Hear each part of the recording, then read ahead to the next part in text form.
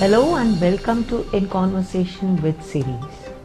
Flying with our feet on the ground, simple yet strong, free-spirited yet grounded, is how we describe our guest for today. She is the first girl from Jammu and Kashmir who has won a runners-up title at FPP Femina Miss India and has recently represented India at Miss United Continents at Ecuador.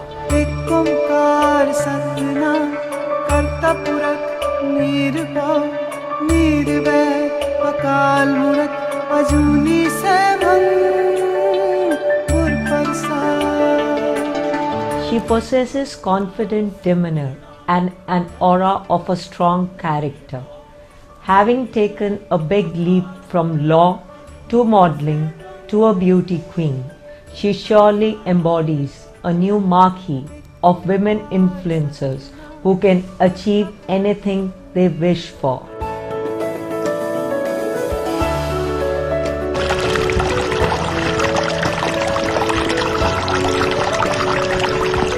FBB Colors Femina Miss India 2017.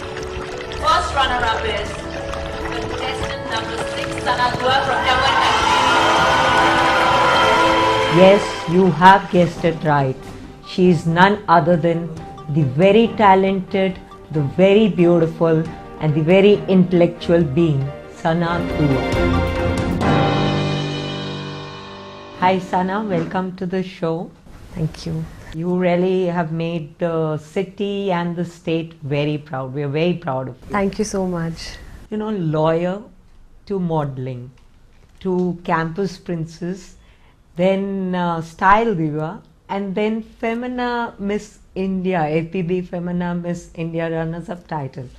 And then you had your first-hand experience at Miss United Continents at Ecuador recently. Now, how has been the whole journey for you so far? It's been wonderful. I consider myself really blessed that God has chosen me to experience this entire journey. I think 2 years back I'd never thought that I would be where I am today. And I remember I used to keep brainstorming and thinking as to what I should do next when I get out of the law school, what I should be, whether I should be practicing, whether I should be opening my own institution, guiding people and whatnot. And there was this thing which I always had at the back of my mind, which was to pursue this line as well. And just because there's an age limit to it, I thought that I don't want to regret later in life. So let's just give this a try, because if you know, things work out, nothing like it. And I think things have worked out really well. It's been a long journey. I've put in a lot of hard work, and yeah, things have fallen into place. Yeah, surely they have. I was also reading and gone through one of the videos where you had written that you used to write on the mirror that I will be the next Miss India, right? So how true is that? So that is very true. In fact, you can take a bite of my wash. It's still there on the mirror. I haven't rubbed it off because I think that is something that I would like to keep for the whole of my life, because it will keep reminding me of who I am, where I started from. And so when I cleared the Jammu auditions, I just wrote I am on the mirror because I just wanted to believe in myself. And then after clearing the North Zone auditions, I wrote that I'm going to be the next Miss India, because that just gives you it's an affirmation to yourself that you will be there. So so that's how things have been. Like, I've kept giving myself those affirmations time and again, and it's that belief that they say that when you believe in something, and the whole universe conspires to make it true for you. Your recent experience with Miss United Continents 2017 was like your first international pageant ever. How was it for you? It was a dream come true for me. I was waiting to be addressed as India. I think that is something which I kept on repeating till I reach there, and no one really calls you by your name. I don't remember all the names of my co-contestants, but I remember the country. So we used to only address each other by the country name, and it's such an honor to just be called India. India, do this. India, they're calling you. India. It's just like a dream come true. Such a proud feeling when your name or when your being is being articulated by the country you're representing. Right. So we've also, seen some of the videos where you are teaching the co-contestants the steps of Fevicol song. I mean, you made them dance to the tunes of Bollywood. Yeah, I used to do that a lot. Because even they are very fond of Indian culture, Indian music, Indian dance. So they used to tell me to teach them a little bit of Bollywood steps, and also sing songs for them. So yeah, it was a great experience. I made them dance. I remember those were the times when the pageant was almost coming to an end. So our rehearsals were on and we were just taking like a break. Okay. So I went and played Fevicol Se because it's like a very fun and choppy song. And I remember Mexico knew almost all the steps because she'd been following Bollywood. So, so did you pick any of their songs also? Yes, because Spanish is the official language in Latin America. So mostly all the people used to speak in Spanish. So I learned a lot of Spanish words, and apart from that, I also learned the Latin dance, a few steps of the Latin dance. Okay. It used to be fun. Speaking about Bollywood and Bollywood songs, we have seen, and especially the runners-up making big in Bollywood. You take the example of Aishwarya Rai or Priyanka Chopra. So if you see, the runners-up have rarely done very well in Bollywood. So do we see any of it on your cards as well? I am really fascinated by the big screen, to be very honest, and I would love to give this a shot, but I think it's the acting skills that really take you forward, and if you are a good actor, only then will you make a place for yourself in Bollywood. So let's hope things fall into place, and I'm sure that whatever is decided and whatever is destined to happen will happen. You're talking about the pageants, for example, taking Miss India or any other pageants, they've really gone through a paradigm shift. I mean, they're not just overshadowed with the external beauty. Right. So how do you think, these things impact the society as a whole, and winning such competitions puts you at a responsible end? So I think it's very rightly said that there is a paradigm shift, and it is not just about external beauty anymore. It is about your talent, it is about what you do for the society. As far as Miss India is concerned, it focuses on beauty with a purpose, and all 30 contestants have come up with a Beauty with a Purpose project, and all 30 of us were working differently in different states, in different parts of the country. And even if that one person is I still remember one of the contestants. She actually transformed a whole village, and she'd been working on it since a really long time. So for that particular village, I could see in the video how people were actually in tears with the kind of work she had done to improve the conditions of the village. And so all 30 of us have been working on something, and that's how we not just are working on our personal goals, but also adding and trying to improve whatever and help in whatever which way we can to the society. And I think that's the kind of impact we make on the youth that follow Miss India. Very rightly you put it that it's beauty with a purpose. I mean, you just can't be beautiful inside outside. You need to do something about it too. So talking about the things you've been doing in the past, like you have been associated with the Save Water campaign in Jammu, then you were working some part of it with the drug abuse thing also. And going through your profile, we also come to see that you girl child education or women empowerment issues are the issues that are very close to your heart. So now that you've won this title and you are such a iconic figure for the youth, and wherever you go you are like an envoy for Jammu and Kashmir too, how do you think you can really use this representation of yours to promote, say, tourism, sports, or any other purpose for Jammu and Kashmir? Yes, I think as a representative of Jammu and Kashmir, I in fact put this point across during my meeting with the Honorable Governor of Jammu and Kashmir. I in fact told him that I would love to do something for the tourism of Jammu and Kashmir, because there are people out there who are so fascinated by the beauty of Jammu and Kashmir, but they're scared to come and visit us. So I in fact would love to be able to play a part in improving and encouraging tourism in Jammu and Kashmir. And apart from that, I think being a lawyer, I've always supported women's rights. I've always wanted to make people more aware about their rights, about girl education. And yes, I worked on water saving campaigns in the past, and this is my first visit after making it through the pageant.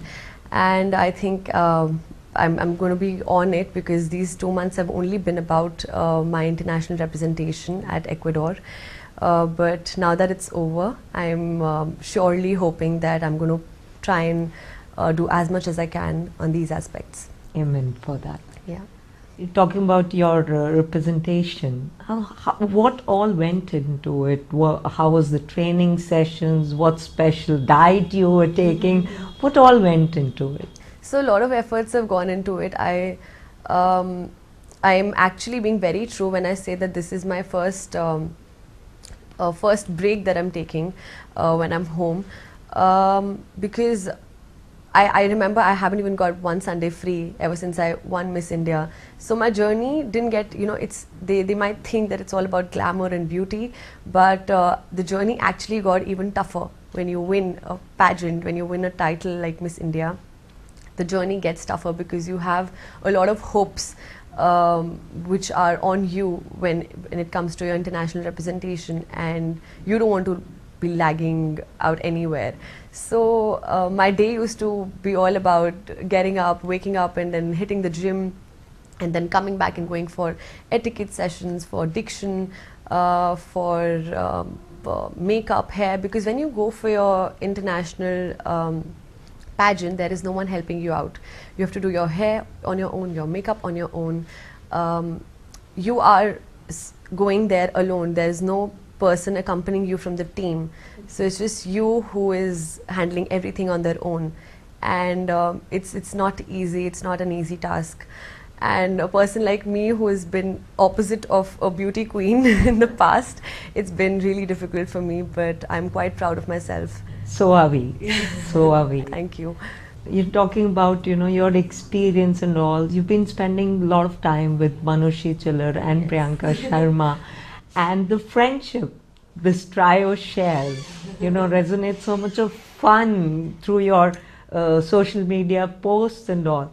So which moment is like you can call, ki, wow, this was the most hilariously memorable moment when this trio was together? There was this one time when we were in the room, in my room, and we just played those random songs, and I don't know what happened to the three of us. We ordered food, and we were not really allowed to order food, so we were like just taking a break, and all three of us were like doing a cheat meal.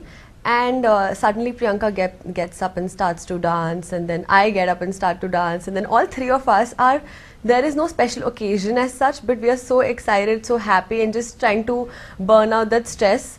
And we were like three just dancing. I know it's not very hilarious to be talking about it on the video, but it was one hilarious moment. We three were just, I don't know, laughing for what reason, but that was one special moment that we shared together. No, your expression surely articulates that it was quite an hilarious. I think when these two watch the video, they are going to be recalling this one particular night. With your busy schedules and all, you don't get to spend as much time in Jammu as much as you wish to. So what is one part of Jammu you miss the most? I think Jammu is, when you think of Jammu, it's the first thing that comes to your mind is family. So I think family is something that I've missed the most during this journey. I know they've been there, the best wishes also there, but you just miss that physical touch.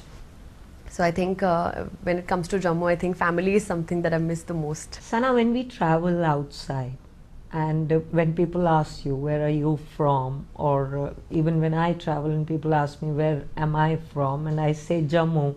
So they're a little backed off and they're a little concerned about the safety of people, you know, how safe is Jammu and Kashmir.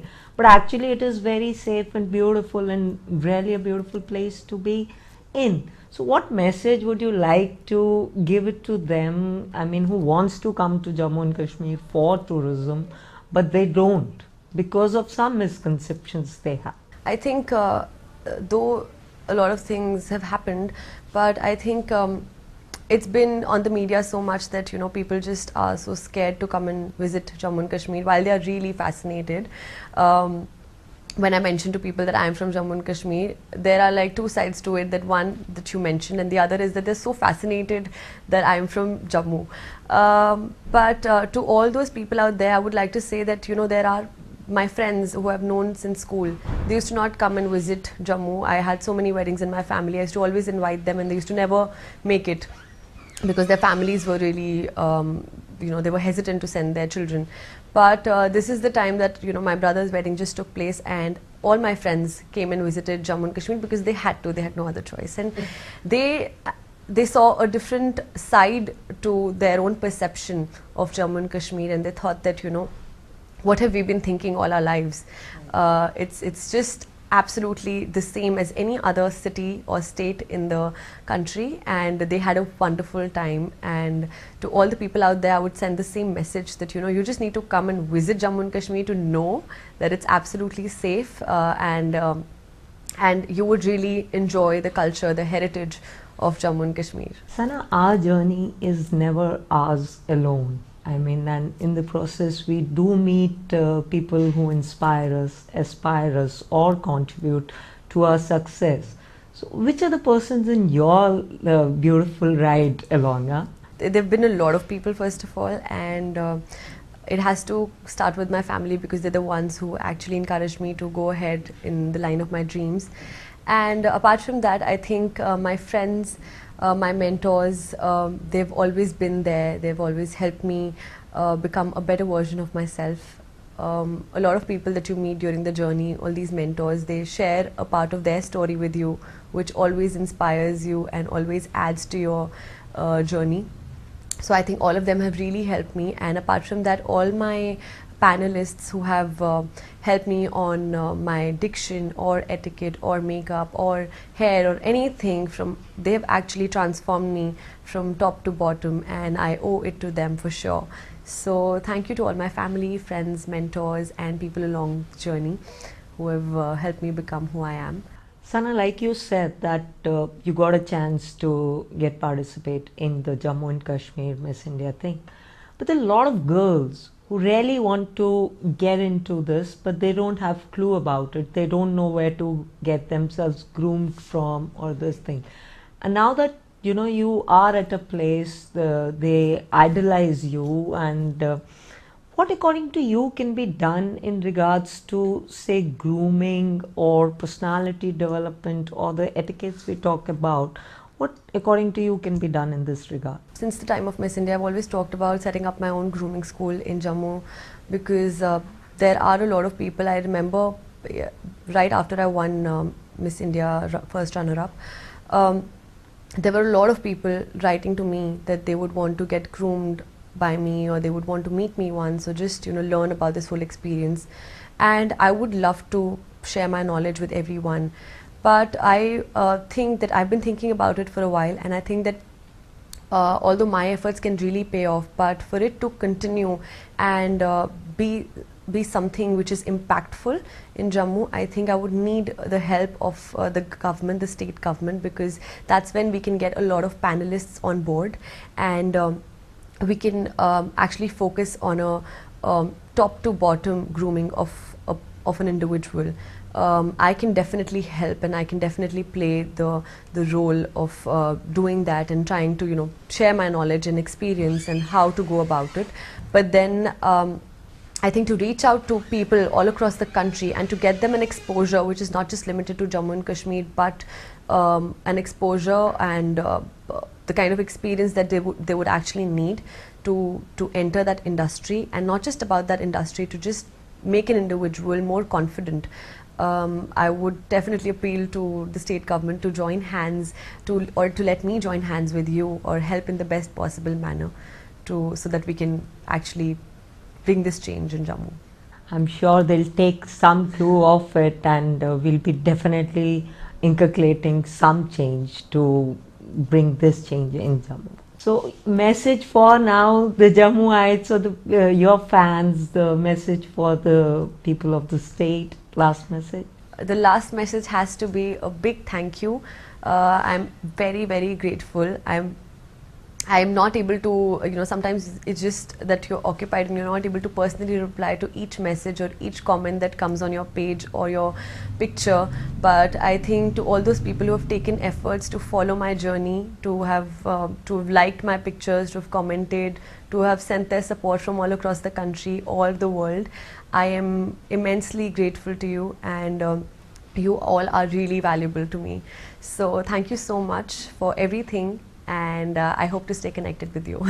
Thank you so much, Sana, for sparing time for us. It has been a pleasure listening to your beautiful journey, and we wish you all the good luck in all the future endeavors. No, you don't have to tell me to spare time, because Jammu Links has actually really helped me in my initial journey, and I think I owe this to you, so please don't thank me, and thank you for for being there throughout this journey.